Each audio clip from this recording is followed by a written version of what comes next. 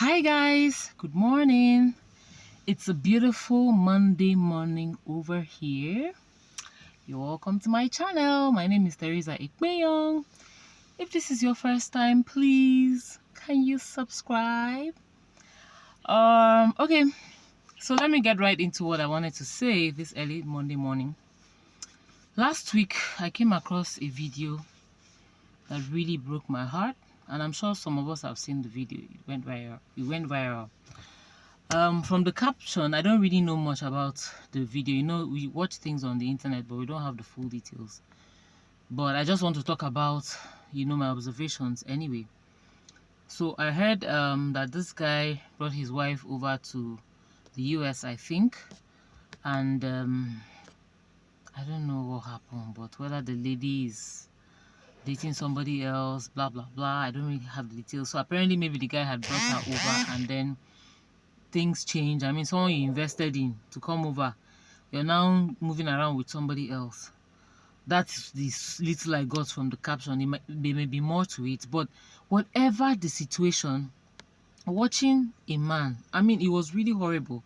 This guy chased the wife with the vehicle he was driving, pushed her down, ran her over, even reversed again. My goodness. And I just started thinking, I'm like, God, that guy must have really been in a rage. But then I was now like, what would make me so mad at my spouse that I would be so angry and run him over? And someone may be like, you don't know the details, you don't know what this lady did. And I'm thinking to myself, yes, I don't know what she did. Whatever she did must have been very grievous. But come on, your wife, the person you stood and took vows with to love, cherish, and protect. Come on.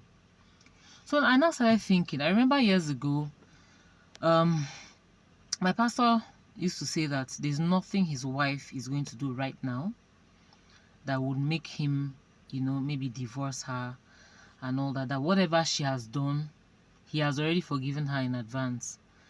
And it used to be a very difficult statement. In fact, it still is a difficult statement for me personally. I've not grown to that level because a lot of times it's easy to say stuff. I'm talking about myself now, you understand? But for him to make that decision and even say it publicly, trust me, I'm sure he has sat down to imagine all scenarios and made a decision that no matter what she does, she's already forgiven. So the thing is, I want us to know that, first of all, our spouses are human. We are human beings. We all make mistakes. I'm not talking about, serial cheaters and, those ones, their case is different. And those ones, honestly, I am sure you must have seen the signs before getting into that situation. I'm talking about a decent person that you married and you guys had a great relationship, and then along the line, stuff happened, and then, but even then, Seth, you're supposed to love unconditionally. It doesn't matter the situation. But the thing is, before you even get into it, at least choose someone that will not give you wahala throughout your life, you understand?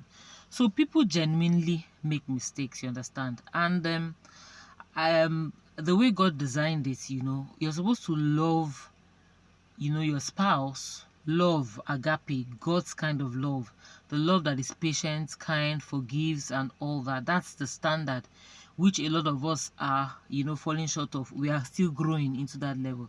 So I'm thinking to myself, before you get to that level where you are running your wife over, first of all know that your wife is human. Whether you like it or not, your wife, your husband, they are human. They are bound to make mistakes. I used to be this, very, possessive type. Should I say, not that I was possessive, but I had my mindset or expectations, you understand?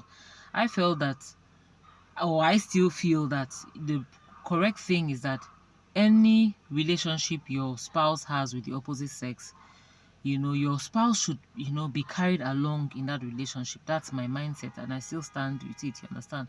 And so if it goes the other way, what do? It causes a lot of conflict and stuff like that. But whatever the situation, have this mindset that your spouse is human and can make mistakes. You understand?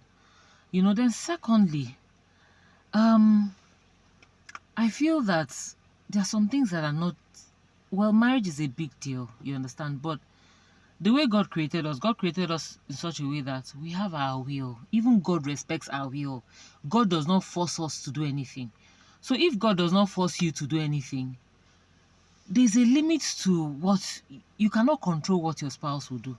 Sometimes you start out marriage and then maybe after 10 years, 15 years, your spouse changes, midlife crisis happens and stuff like that happen, or tomorrow day, God forbid, your spouse now go and carry a younger person and all that.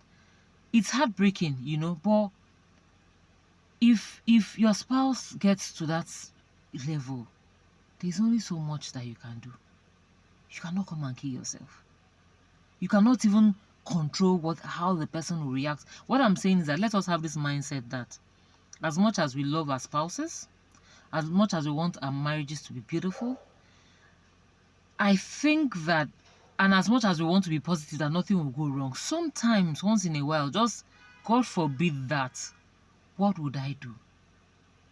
What would I do in this situation? Will I turn into a maniac? Will it turn my world so upside down that I cannot function?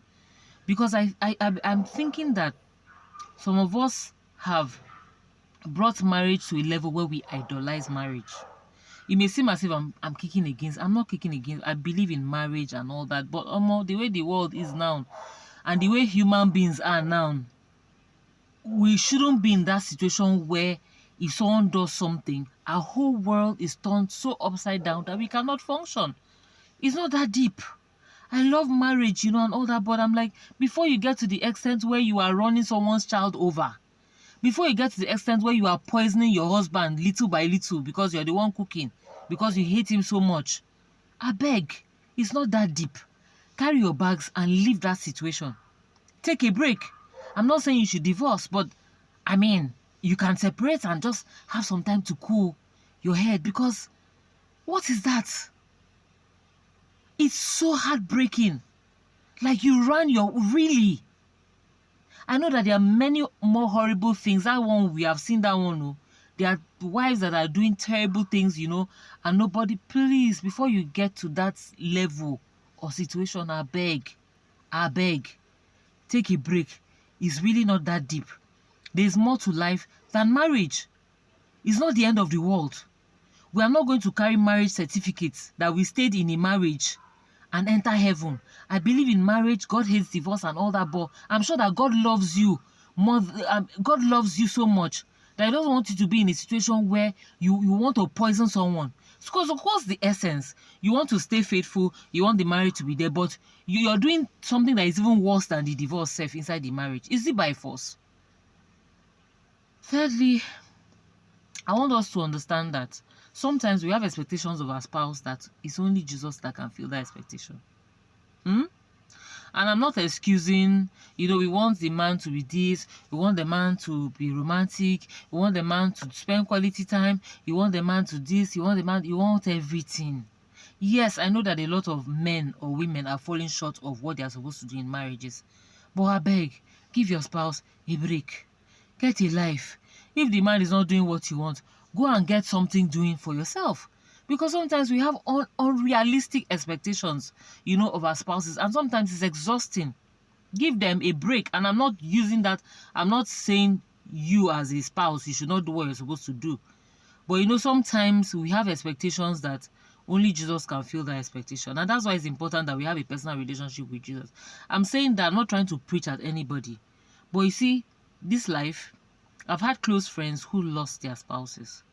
And it's not a good place to be in. Trust me, it is not a good place to be in. Somebody that you have lived with, maybe like 10 years, even if it's 1 year safe, it's almost like half of you has been taken away from you.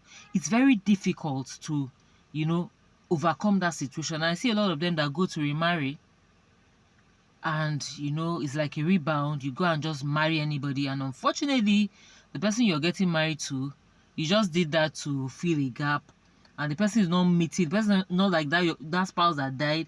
You now don't love the person. You're making the person miserable because you didn't take time, to heal, and to allow Jesus to be that thing that you are looking for. So It's only Jesus that can love us, you know, unconditionally. Let us give our spouses a break. Let us sit down and think about the what if situation. What if these things happen? Because these things happen. As much as we are, God forbid, it's not my portion. Yes, me too, God forbid, it's not my portion. I really would love for my spouse to be, you know, meet the expectations. I mean, God's standards, love me as Christ loved the church, blah blah blah, behave himself and all that. But peradventure, God forbid, I pray for grace that I will not turn into a mad woman. I will not turn into somebody that will want to kill somebody because of what? I beg, guys, it's not that deep. Love yourself enough. Love yourself enough. Respect yourself enough to be able to walk out of some situations that if someone is treating you like trash, love yourself enough to be able to walk out of that circumstance. Accept yourself enough to be able to walk out of that circumstance. You're valuable. Jesus died for you, for goodness sake. Don't allow anybody make you feel, and if they walk away, if your spouse wakes up and walks away with a younger woman or vice versa or whatever, it's their loss. It's their loss. You cannot control what they are doing. It's their loss. It shouldn't make you feel like you're not valuable. It shouldn't make you so bitter. You know, men are scum. That's the mentality a lot of ladies have. And when you have that men are scum mentality, it's men are scum that is going to be attracted to you. There are still some good men out there. Same goes for the guys. They may be few, but there are good girls out there too. So let us not have that mentality and then... Anyway, I came by to share these few points. I like to, when I see things, you know, maybe videos or something like that, I like to reflect and try to glean and learn, you know, personally. And I like coming here to share with you guys my thoughts. So please subscribe to my channel. There are going to be more of these videos, and you know, let's just chat and let's just share.